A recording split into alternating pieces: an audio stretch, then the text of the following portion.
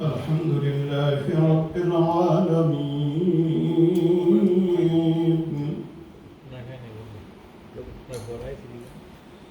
الملك المعبود المشكور العزيز الرحيم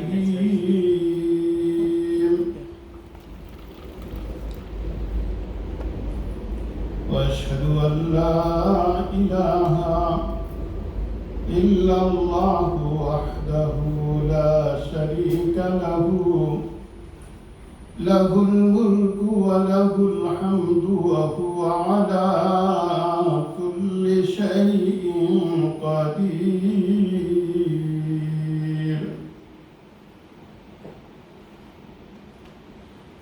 الذي لا تأخذه سنة ولا نوم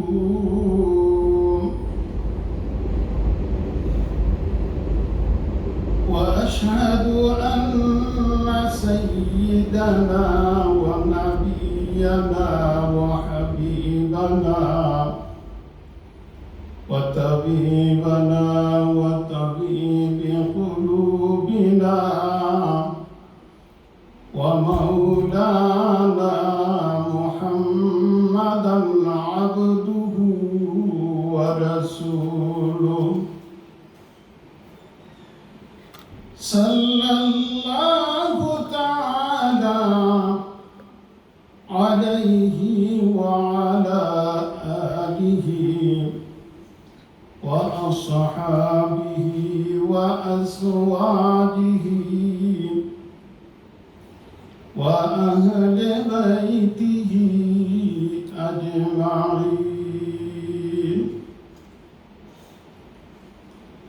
أما بعد فقد قال الله تعالى في كلامه المجيد والفرقانه الحميد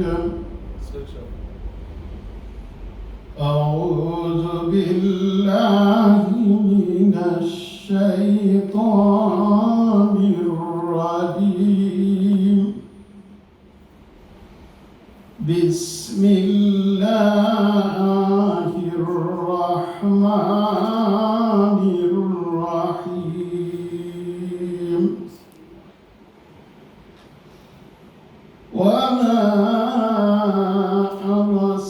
أرسلناك إلا رحمة للعالمين وأيضا قال الله تعالى في شأن حبيبه مخبرا وآمرا إن الله وملائكته يصلون على النبي يا أيها الذين آمنوا صلوا عليه وسلموا تسليما اللهم صل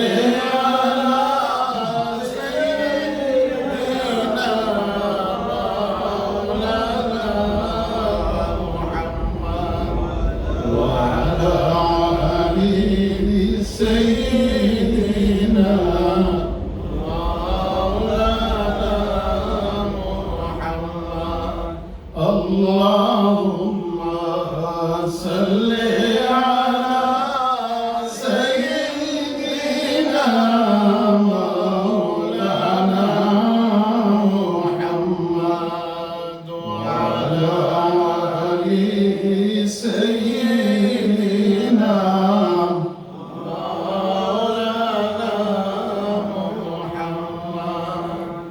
रहमत आलम जहां का सब जाला कर दिया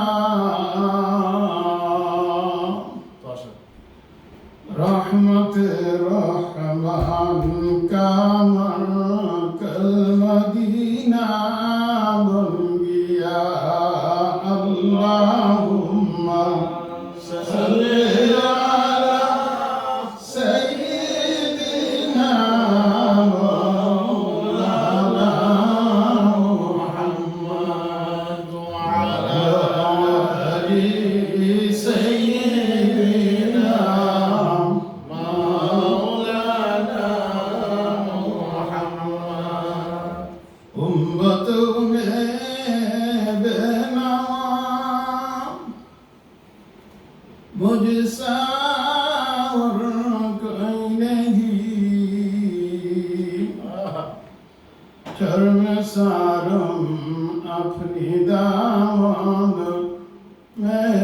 पाले ना मुझे अल्लाहुम्मा सल्ली अला सय्यिदिना मौलाना मुहम्मद व अला आलि सय्यिदिना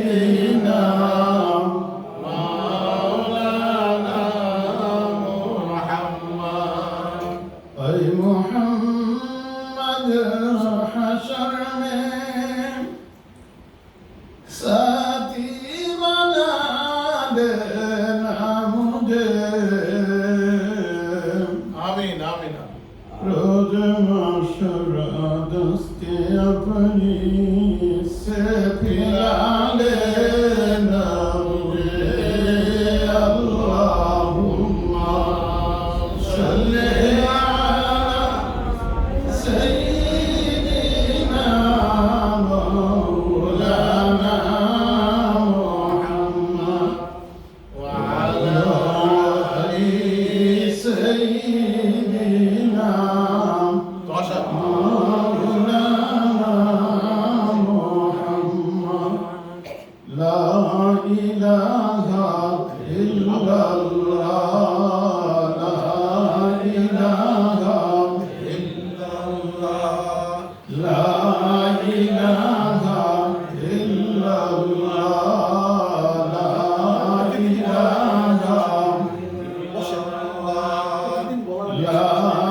इलाहा इल्लल्लाह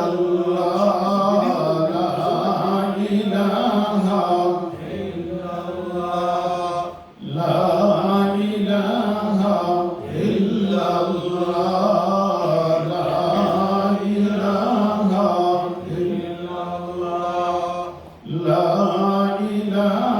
इल्लल्लाह ला इलाहा इल्लल्लाह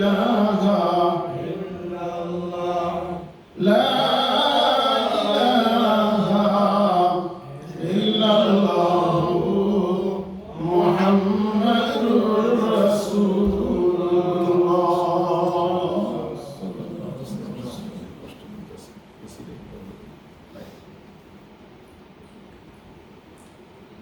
আহলে বাইত মিশন কর্তৃক আয়োজিত পবিত্র ঈদে মিলাদুন নবী সাল্লাল্লাহু আলাইহি ওয়াসাল্লাম উদযাপন উপলক্ষে 12 দিন ব্যাপী আলোচনা এবং মিলাদ মাহফিল আজকের এই তৃতীয় দিন।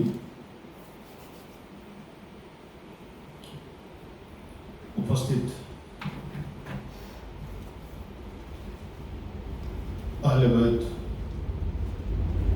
মসজিদের সম্মানিত পরিচালনা পর্ষদ, সম্মানিত ইমাম সাহেব,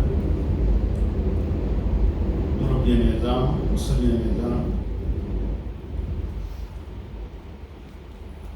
আল্লাহ পাক রব্বুল আলামিনের অসংখ্য শুকরিয়া যে মহান রব্বুল আলামিন আমাদেরকে মুতবরক ওই মাহফিলে হাজির হওয়ার এবং বসার তৌফিক দান করেছেন।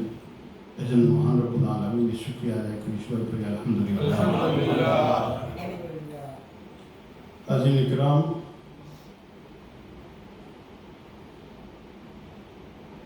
আমরা নবীজির মিলাদ মাহফিলের মজলিসে এসে উপস্থিত হতে পেরেছি।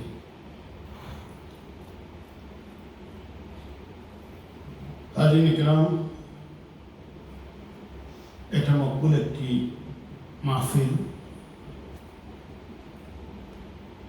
যেখানে আল্লাহ এবং আল্লাহ রাসূলের আলোচনা হয়, সেখানে সাকিনা নাজিল হয়। সুবহানাল্লাহ। হাজিরিন, যেই নবীর খাতিরে আল্লাহ পাক রব্বুল আলামিন 18,000 মখলুকাত সহ সব কিছু সৃষ্টি করলেন, সেই নবী হচ্ছেন মুহাম্মদুর রাসূলুল্লাহ সাল্লাল্লাহু আলাইহি ওয়াসাল্লাম, যাহার উসিলায় আমরা এই জমিন নামক দরাতে আসতে পেরেছি। হাজিরিন,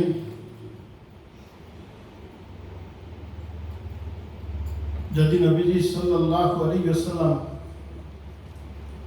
এই জমিনে না আসতেন, আল্লাহ পাক রব্বুল আলামিন নবীকে সৃষ্টি না করতেন, তাহলে এই দরাটাই অন্ধকার থাকত। যার খাতিরে আল্লাহ পাক রব্বুল আলামিন সমস্ত মাখলুককে সৃষ্টি করেছেন, সেই নবীর শান এবং মান, নবীর জীবনী, নবীর মিলাদের আলোচনা এখানে হবে। নিশ্চয়ই এটি একটি মুক্তবরকময় মজলিস, সম্মানিত মজলিস। হাজির কারাম, আল্লাহ পাক রব্বুল আলামিন অসংখ্য অগণিত নবী পয়গম্বর আলাইহিস সালাতু ওয়াস সালাম এই জমিনের মধ্যে প্রেরণ করেছেন।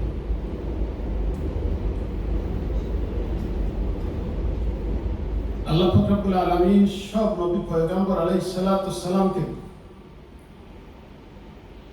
তাদের দায়িত্ব বুঝিয়ে দেওয়ার পর একটি মেসেজ দিয়ে দিয়েছেন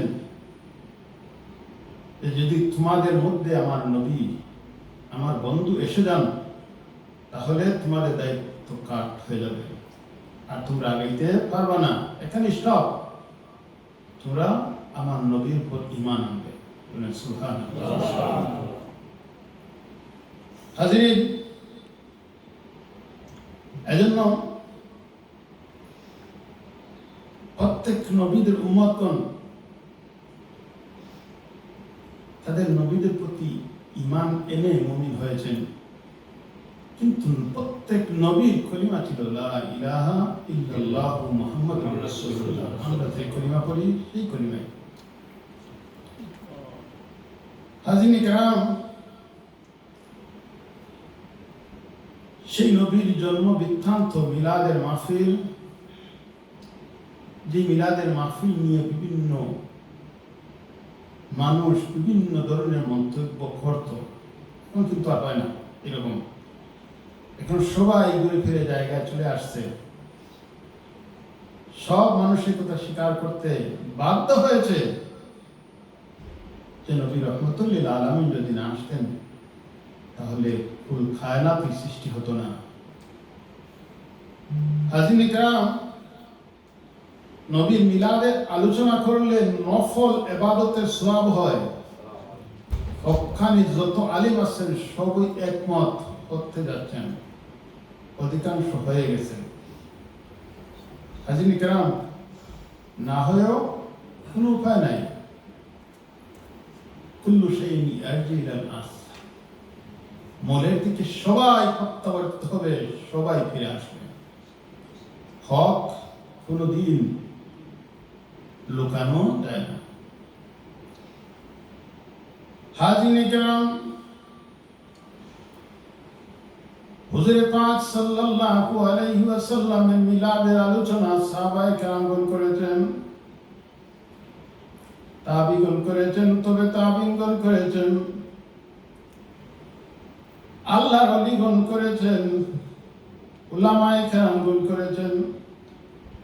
শুধু করেছেন নয়, কিয়ামত পর্যন্ত চলতে থাকবে।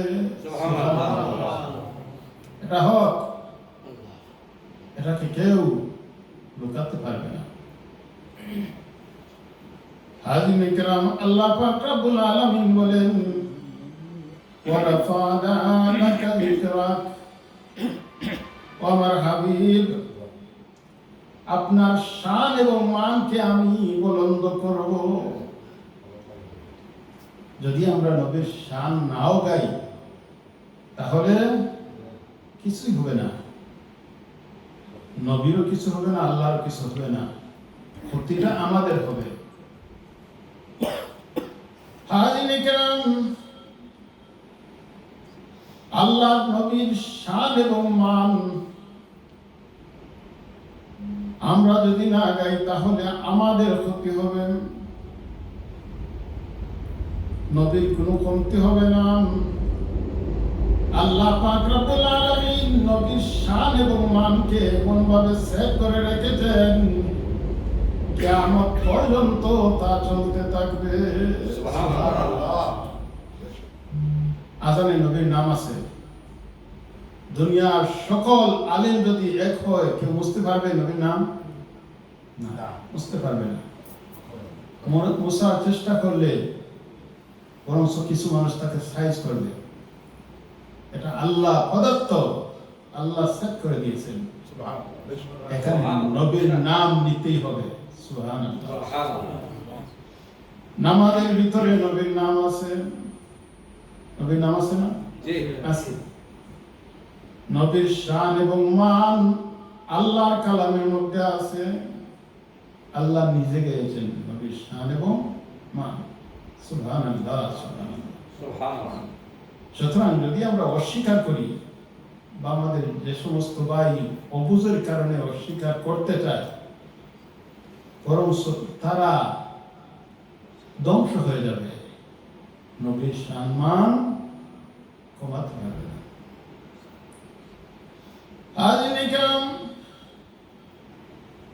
হুজুরে পাক সাল্লাল্লাহু আলাইহি ওয়াসাল্লামের জন্মের আলোচনা সাহাবায়ে কেরাম করেছেন।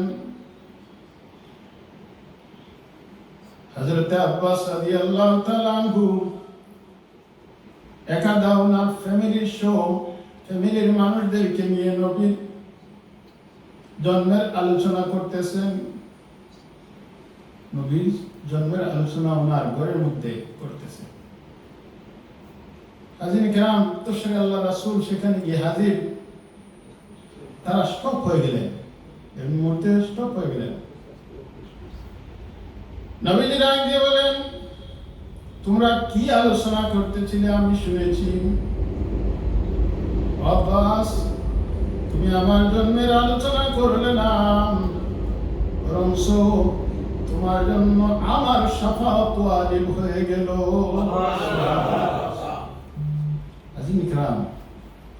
সুতরাং নবীর জন্মের আলোচনা, নবীর শান এবং মান যদি আমরা গাই, তাহলে নবীর শাফাআত আমরা পাবো। নবীর প্রতি আমাদের মহব্বত বাড়বে। আমরা চাই না নবীর শাফাআত? চাই। নবীর শাফাআত ছাড়া কোনো উপায় নেই। হাজির ইকরাম, হুজুরে পাক সাল্লাল্লাহু আলাইহি ওয়াসাল্লাম হযরত আব্বাস রাদিয়াল্লাহু তাআলা আনহুকে এই মেসেজ দিলেন। এটা শুধু হযরত আব্বাসের জন্য নয়, কিয়ামত পর্যন্ত নবীর যত উম্মত নবীর জন্মের আলোচনা করবে, আল্লাহ নবীর শাফাআত তাদের জন্য নির্ধারিত হবে। হাজির ইকরাম, আল্লাহ রাসূল থেকে নিয়ে, আল্লাহ রাসূলের যুগ থেকে নিয়ে সাহাবায়ে কেরাম, তাবিঈন, তবে তাবিঈন, ইমাম মুজতাহিদিন, আল্লাহর ওলিগণ যেই পথ ধরে চলেছেন, সেই পথ ধরে আমরাও চলতে চাই। চাই কি না? চাই। কেন চাইবেন না? আল্লাহ আমাদেরকে শিক্ষা দিচ্ছেন, ইহদিনাস সিরাতাল মুস্তাকিম সিরাতাল লাযিনা আন'আমতা আলাইহিম। আল্লাহ আমরা সরল সঠিক পথে চালাও। আমরা চাই না সরল সঠিক পথে চাই, সুলতান? এটা আল্লাহ শিক্ষা দিচ্ছেন যে তোমরা আমার কাছে চাও সরল সঠিক পথ। হাজির কেরাম, এই সঠিক পথ, সরল সঠিক পথ মানব জীবনে অপরিহার্য একটি বিষয়। মানুষ যদি পথ হারিয়ে যায়, তাহলে তার দুনিয়ার জীবন ধ্বংস হয়ে যাবে, পরকালীন জিন্দেগি তো শেষ। পথ, সঠিক পথ খুঁজতে হবে, সঠিক পথ খুঁজতে হবে। আমার পরবর্তী প্রজন্মকে আমি সঠিক পথে রাখার জন্য চেষ্টা করতে হবে।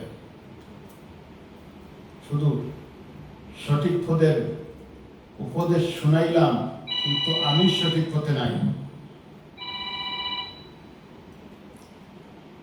আমি সঠিক পথে নাই। উপদেশ শোনালে হবে না, উপদেশের পাশাপাশি প্রচেষ্টা করিয়ে যেতে হবে। হাজির কেরাম, হযরত ইউসুফ আলাইহিস সালাতু ওয়াস সালাম আল্লাহ নবী যখন জুলাইখা গ্রাস করে ফেলল হযরতে ইউসুফ আলাইহিস সালাতু ওয়াস সালামকে ভাত খাওয়ার জন্য এক একটি 7টি দরজা বন্ধ করলো। হযরত ইউসুফ আলাইহিস সালাতু ওয়াস সালাম সেই সময় শুধু আল্লাহর কাছে সাহায্য চেয়ে ক্ষান্ত হননি, বরং নিজের প্রচেষ্টা চালাইছেন, নিজে চেষ্টা করেছেন এই খারাপ কাজ থেকে বাঁচার জন্য।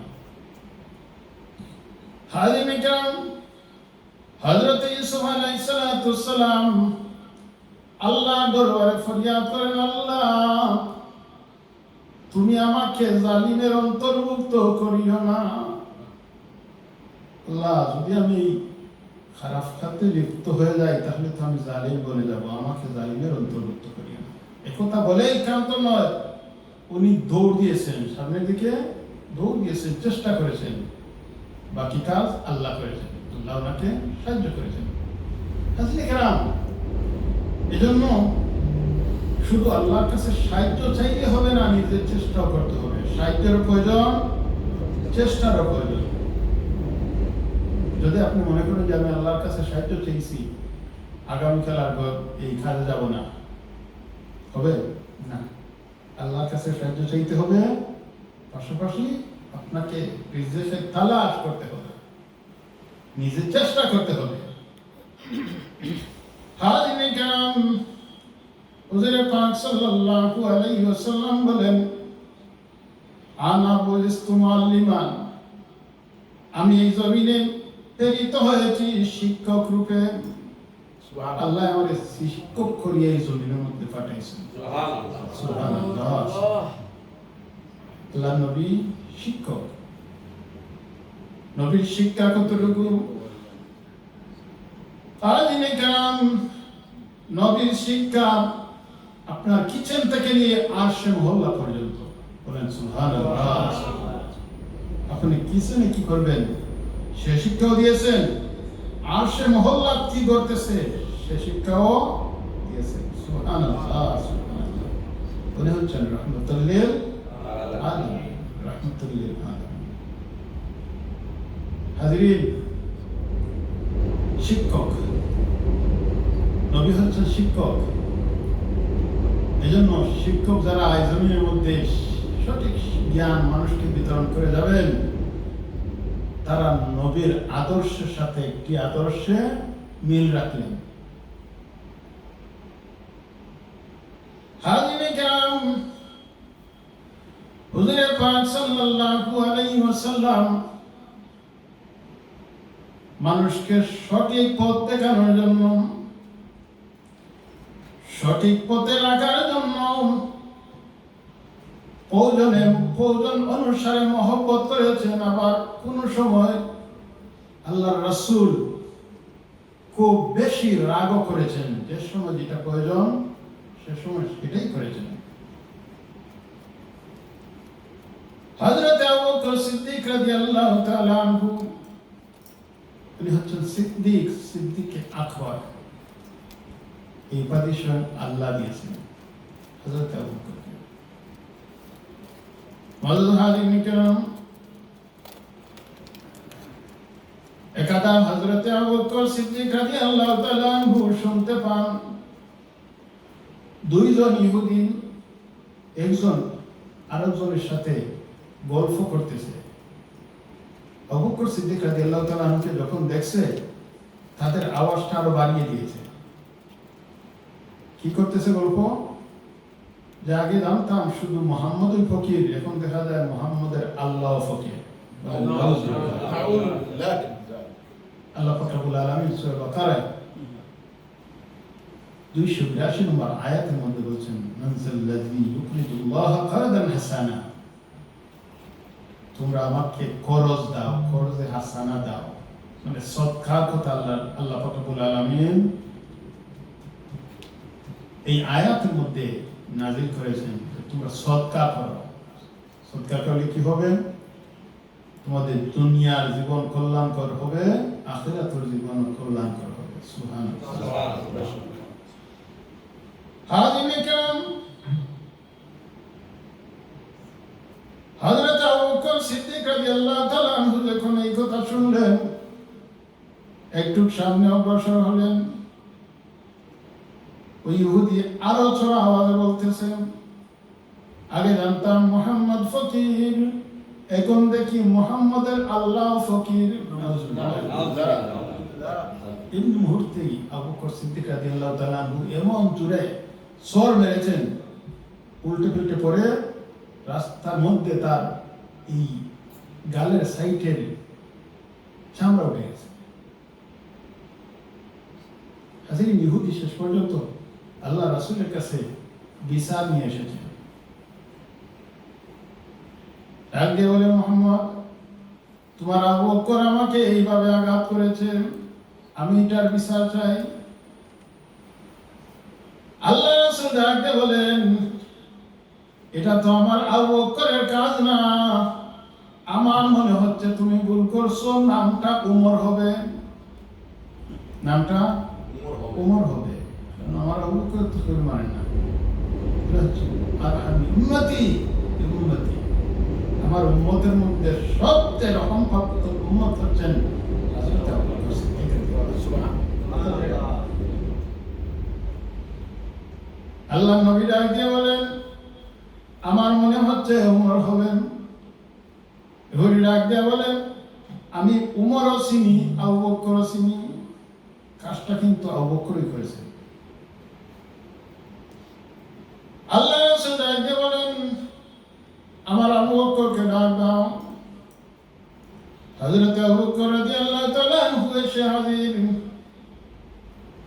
আল্লাহ রাসূল ডাক দিয়ে বলেন, আবু বকর, তুমি তাকে কেন আঘাত করেছ? হযরত আবু বকর সিদ্দিক রাদিয়াল্লাহু তাআলা আনহু বলেন, ইয়া রাসূলুল্লাহ, ইহুদির বাচ্চা এতদিন আপনাকে গালি দিয়েছে, আমাকেও গালি দিয়েছে, আমাদেরকেও গালি দেয়, আপনারও গালি দেয়, আমরা সহ্য করি। এবার কিন্তু আসল জায়গায় হাত দিয়ে দিয়েছে, আল্লাহকে গালি দিতেছে।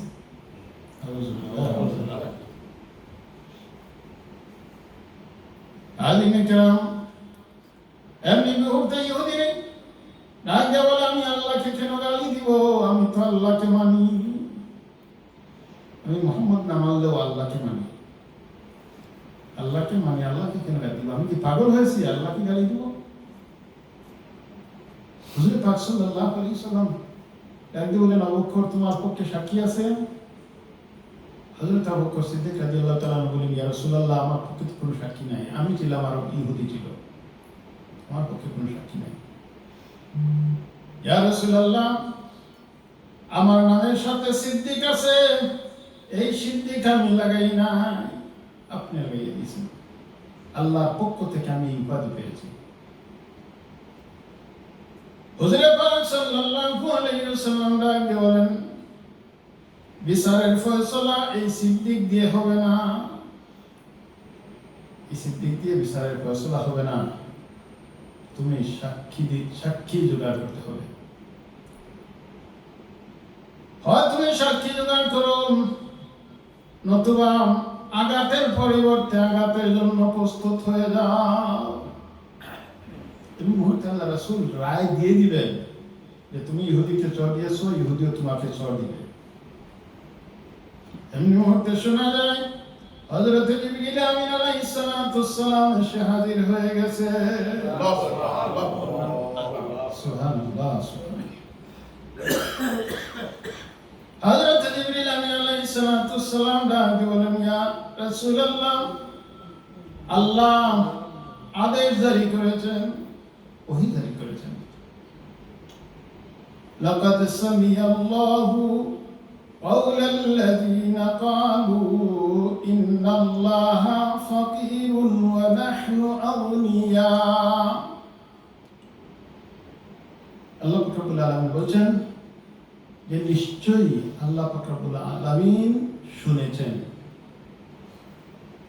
আয়াতের অর্থ হলো যে নিশ্চয়ই, নিশ্চয়ই, লাকাদ দাম তাকিদ মুনতাদিতে তাকিদের এই গোদানটা যেখানে আবশ্যক করা হয়েছে যে অবশ্যই আল্লাহ পাক রব্বুল আলামিন শুনেছেন। নিশ্চয় আল্লাহ পাক রব্বুল আলামিন শুনেছেন, তারা বলেছেন ইন্নাল্লাহা ফাকিরুন ওয়া নাহনু আগনিয়া, আল্লাহ ফকির এবং আমরা ধনী। নাউযুবিল্লাহ। হুজুর পাক সাল্লাল্লাহু আলাইহি ওয়াসাল্লাম ডাকে বলেন, ইহুদি তুমি না বললে যে তুমি এই কথা বলো নাই? এখন দেখা যায় আল্লাহ পাক রব্বুল আলামিন আয়াত নাযিল করেছে, আমার আবু বকরের পক্ষে আল্লাহ সাক্ষী দিচ্ছেন। সুবহানাল্লাহ সুবহানাল্লাহ। হাজির کرام, আবু বকরের যুগে যে আল্লাহ ছিলেন এখনো সেই আল্লাহ আছেন কিনা? হক কোনোদিন সাবিত হয় না। এজন্য ভালো পথে চলতে চাইলে আল্লাহ সর্বাবস্থায় মানুষকে সাহায্য করে। সুবহানাল্লাহ। এবার ইহুদিরা আগে বলেন, আমি কি জানতাম যে আল্লাহ আবু বকরের পক্ষে সাক্ষী দিবে? কিন্তু তো জানতাম না। ইসলাম একটু আবু বকরকে পানিশমেন্ট দেই। হাজির کرام, এখান থেকে আমরা কি শিক্ষা পেলাম? যে নবীর বিচার কার্য সবার জন্য সমান ছিল। সাহাবীর জন্য যে বিচার, কাফিরের জন্য সেই বিচার, এখানে কোনো হেরফের হয় নাই। সুবহানাল্লাহ। হাজির کرام, এজন্য আল্লাহ পাক রব্বুল আলামিন বলেন, ওয়ামা আরসালনাকা ইল্লা রাহমাতাল লিল আলামিন। নবী, আমি আপনাকে সমস্ত জাহানের জন্য রহমত স্বরূপ নাযিল করেছি, প্রেরণ করেছি। সুবহানাল্লাহ। নবী রহমত স্বরূপ এসেছেন। হাজির کرام, নবী যদি এই জমিনে না আসতেন তাহলে আমিও আসতাম না, আপনিও আসতেন না। নবী আসার কারণে আমরা এই জমিন নামক একটি দ্বারা দেখেছি। হাজির کرام, যদি আমরা পূর্ণ কাজ করে যেতে পারি তাহলে আমরা পরকালীন জিন্দেগিতেও সফলতা লাভ করব। সেটা বিশ্বাস করি। বিশ্বাস করি। হাজির کرام, হুজুর পাক সাল্লাল্লাহু আলাইহি ওয়াসাল্লাম বলেন, আনা বুইস্তু মুআল্লিমান, আমি শিক্ষক রূপে প্রেরিত হয়েছি। আমি বলেছিলাম যে নবীর শিক্ষাটা আমাদের কিচেন থেকে নিয়ে আসছে মহল্লা পর্যন্ত। এজন্য পিতামাতাও শিক্ষক, আমাদেরও দায়িত্ব আছে আমাদের পরিবারের প্রতি। আছে কিনা? আছে। আমার সন্তানের প্রতি আমার দায়িত্ব আছে। আমার সন্তানকে আমি সৎ উপদেশ দিব, সুপদেশ দিব। পিতামাতা একজন সন্তানকে যতটুকু শিক্ষা দিতে পারেন, শিক্ষকের কাছে যাওয়ার পরে পিতামাতার প্রয়োজনে যেটুকু, এটুকু কিন্তু শিক্ষকে দেন না। তুমি একজনকে ঘরের মধ্যে আসলে সালাম করিও, সুন্দর করে কথা বলিও। এটা হচ্ছে মায়ের শিক্ষা, বাবার শিক্ষা। ঠিক না?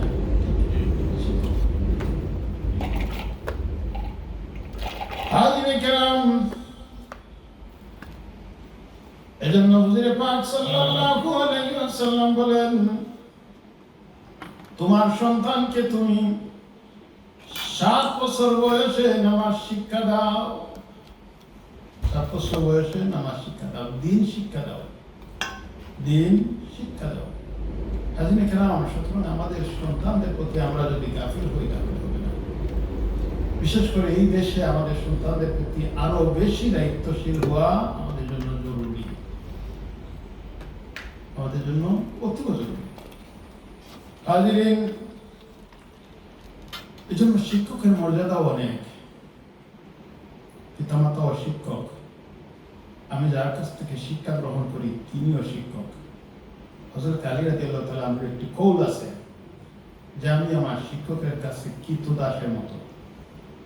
কিসের মতো? কৃতদাসের মতো। উনি চাইলে আমাকে বিক্রি করে দিতে পারেন। কে বলছেন?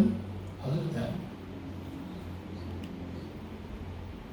আলিমে কেরাম হযরত আলীর ব্যাপারে হুজুরে পাক সাল্লাল্লাহু আলাইহি ওয়াসাল্লাম বলেন, আনা মাদিনাতুল ইলমি ওয়া আলী বাবুহা। আমি হলাম ইলমের শহর, আমার আলী হলো এই শহরের দরজা। সুবহানাল্লাহ। আলী এই শহরের দরজা। সুবহানাল্লাহ। ওই আলী রাদিয়াল্লাহু তাআলা বলছেন যে আমি শিক্ষকের কাছে এমন যেমন আমি একজন কৃতদাস। আমার শিক্ষক আমাকে চাইলে বিক্রি করে দিতে পারেন, অথবা রেখেও দিতে পারেন। সুবহানাল্লাহ। এজন্য পিতামাতা ও শিক্ষক, পিতামাতার গায়ে যেভাবে সন্তানের জন্য হাত তোলা হারাম, পিতামাতাকে কষ্ট দিতে পারবে না।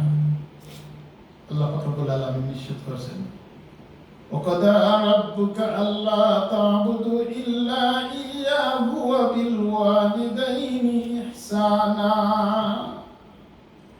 পিতামাতার সাথে সুন্দর আচরণ করার জন্য আল্লাহর নির্দেশ। পিতামাতার সাথে দমক দিয়ে কথা বললা আল্লাহর নিষেধ। এমন শব্দ তুমি বলিও না যে শব্দ শুনে পিতামাতা উফ বলেন। হাজির, এজন্য পিতামাতা সন্তানের কাছে সম্মানের পাত্র।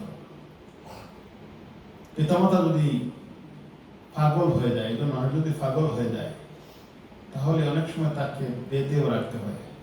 রাখতে হয় না? রাখতে হয়।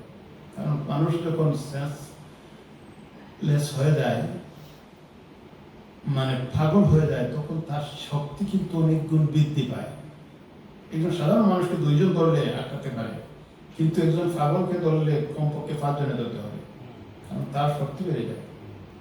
হাজিরিন, শরীয়তের মাসালা হচ্ছে যে 5 জনে ধরবে কিন্তু সন্তান ধরতে পারবে না যদি পিতামাতা পাগল হয়ে যায়। পিতামাতার হাতে হাত করা লাগানোর সন্তানের দায়িত্ব নয়, নিষেধ করা হয়েছে। পিতামাতা শিক্ষক, সুতরাং আমি যার কাছে শিক্ষা গ্রহণ করব তিনিও শিক্ষক। এজন্য শিক্ষকের মর্যাদা অনেক বেশি। মুআজ্জিজ হাজিরিন কিরাম, এটা ছিল নবীর আদর্শ। নবীর আদর্শ। নবীজি আমাদেরকে শিক্ষা দিয়েছেন। নবীজি আমাদেরকে আমাদের জীবন কিভাবে পরিচালনা করতে হবে তা শিক্ষা দিয়েছেন। হালাল খাওয়া খেতে হবে, হারাম থেকে বেঁচে থাকতে হবে। আল্লাহর কালামের পাশাপাশি আল্লাহর নবীর নির্দেশ আছে খুব খরাভাবে। হাজির কেরাম, অন্যায় বিচারের সাথে যুক্ত হতে পারবে না। এটা আল্লাহর কালামে যেভাবে নির্দেশ আছে, নবীর হাদিস তারা আরো কড়াকড়িভাবে বাধা প্রদান করা আছে। হাজির কেরাম, সুতরাং আমরা মুসলমান, আমরা মুসলিম দাবি করি, আমরা মুসলিম দাবি করি, কিন্তু আল্লাহ পাক রব্বুল আলামিন বলেন, ইয়া আইয়ুহাল্লাযীনা আমানু তাকুল্লাহা হাক্কা তুকাতিহি ওয়া লা তামুতুন্না ইল্লা ওয়া আনতুম মুসলিমুন। আল্লাহর নির্দেশ হচ্ছে তোমরা আল্লাহকে ভয় করো। ওয়া লা তামুতুন্না, তোমরা মৃত্যুবরণ করিও না। ওয়া আনতুম মুসলিমুন, মুসলমান না হয়ে তোমরা মৃত্যুবরণ করিও না। মুসলমানের এক অর্থ হচ্ছে আত্মসমর্পণ করা।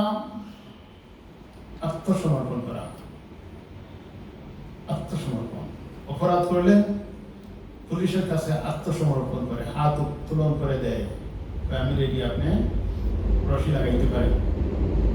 হাজির কেরাম, সুতরাং আমরা আল্লাহর সামনে সর্বাবস্থায় আত্মসমর্পিত অবস্থা থাকতে হবে। হাজিরে কেরাম, এটা হচ্ছে নবীর শিক্ষা। নবী রাহমাতুল্লিল আলামিন।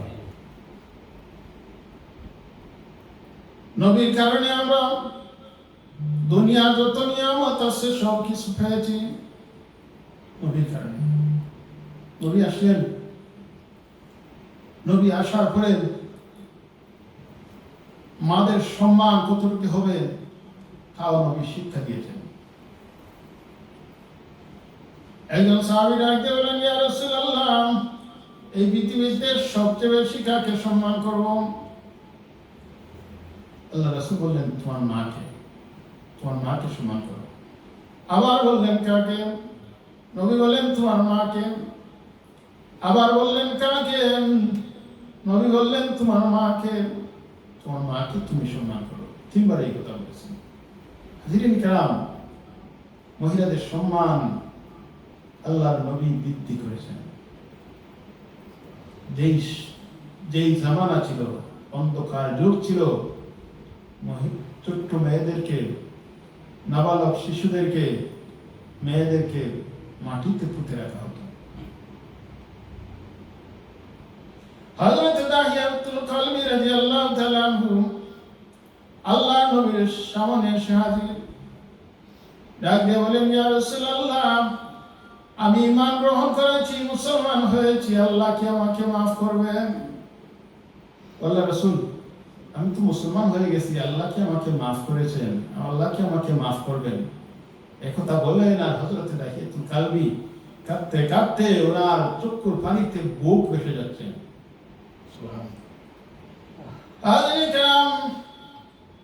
হযরত দাহিয়াতুল কালবি রাদিয়াল্লাহু তাআলা আনহু আবার বলেন, ইয়া রাসূলুল্লাহ, আমি মুসলমান হয়ে গেছি, যতটুকু আপনার মুখ থেকে জেনেছি, মুসলমান হয়ে যাওয়ার পর অতীতের সমস্ত গুনাহ মাফ হয়ে যায়। ইয়া রাসূলুল্লাহ, আমার কি গুনাহ মাফ হবে? নবীজি বলেন, আল্লাহ তোমাকে মাফ করে দিয়েছেন,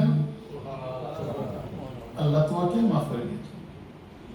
হযরত দাহিয়াতুল কালবির কান্নার বার আরো বেশি গেছেন, আরো বেড়ে গেছে। এবার ডাক দিয়ে বলেন, ইয়া রাসূলুল্লাহ, আল্লাহ যদি আমার জীবনের সব গুনাহ মাফ করেন, আমার মনে হয় আমার জীবনের একটা গুনাহ মাফ করবেন না। আমার একটা গুনাহ, আমি এত বড় অপরাধ করেছি ইয়া রাসূলুল্লাহ, আমার এই গুনাহ মাফ হইতো না। আল্লাহ রাসূল বলেন, তুমি যত বড় গুনাহ করো না কেন, আল্লাহ পাক রব্বুল আলামিন তোমাকে মাফ করবেন। তুমি এত বড় গুনাহ কি করেছো আমি কি জানতে পারি? এবার দাহিয়াতুল কালবি বলেন, ইয়া রাসূলুল্লাহ, আমার স্ত্রী, সন্তান সম্ভবা, এমত অবস্থায় আমি ব্যবসার জন্য আমার শহর ছেড়ে অন্য স্থানে চলে গেলাম। যাবার আগে আমার স্ত্রীকে আমি বললাম, যদি আমার ছেলে সন্তান হয় রেখে দিও, মেয়ে সন্তান যদি হয় তাহলে তাকে হত্যা করিও। এটা আমি আমার স্ত্রীকে নির্দেশ দিয়েছিলাম। ইয়া রাসূলুল্লাহ, আমি 2.5 বছর পরে এসে দেখি আমার মেয়ে সন্তান দৌড়াদৌড়ি করতেছে। আমার স্ত্রী তাকে হত্যা করে নাই, কিন্তু সমাজের নেগলিজেন্সি এবং সমাজের এই খারাপ মাইন্ডের কারণে আমি বাধ্য হলাম আমার মেয়েকে আমি হত্যা করতে। ইয়া রাসূলুল্লাহ, আমি হাতে কোদাল নিলাম, আমার মেয়েটাকে আমার সঙ্গে নিলাম, পাহাড়ের চূড়ায় উঠলাম, উঠে গর্ত করতেছি। আমার মেয়েটা আমাকে বলছে, বাবা তোমার জামার মধ্যে মাটি লেগে যাচ্ছে। আমি মাটি করি, আমার মাটি আমার জামার মধ্যে যখন লাগে তখন আমার মেয়েটা ওটা মুছিয়া দেয়, পরিষ্কার করে, আর বলে, বাবা তোমার জামার মধ্যে মাটি লেগে যাচ্ছে। এইভাবে আমি মাটি করলাম। গর্ত যখন গহীন হয়ে গেল, আমি ধাক্কা দিয়ে আমার মেয়েকে ওই গর্তের মধ্যে ফেলে দিলাম। ইয়া রাসূলুল্লাহ, জীবিত অবস্থায় আমার মেয়েটাকে আমি মাটি চাপা দিয়েছি। নাউযুবিল্লাহ। ইয়া রাসূলুল্লাহ, আল্লাহ যদি আমার সমস্ত জীবনের গুনাহ মাফ করেন, আমার মনে হয় এই গুনাহ মাফ করবেন না। তাহিয়াতুল কালবি মৃত্যুর আগ পর্যন্ত শুধু আফসোস করেছেন, আমি কি করেছি। যেই সমাজে মেয়ে সন্তানদেরকে এত ঘৃণার পাত্র মনে করা হতো, যেই সমাজে মহিলাদেরকে বুকের সামগ্রী মনে করা হতো, পুরুষরা যা চাইতো তাই দিবে করতে পারত, ধরাবাধা ছিল না, যতটা ইচ্ছা বিয়ে করো, সারারও কোনো এই কন্ডিশন ছিল না, চলে যাও শেষ। কিন্তু ইসলাম এই মহিলাদেরকে সম্মানিত করেছে, সম্মানিত করেছে। এজন্য মুহাম্মদ রাসূলুল্লাহ সাল্লাল্লাহু আলাইহি ওয়াসাল্লাম হচ্ছেন সমস্ত মাখলুকের জন্য রহমত স্বরূপ আল্লাহ রাব্বুল আলামিন জমিনের মধ্যে করেছেন।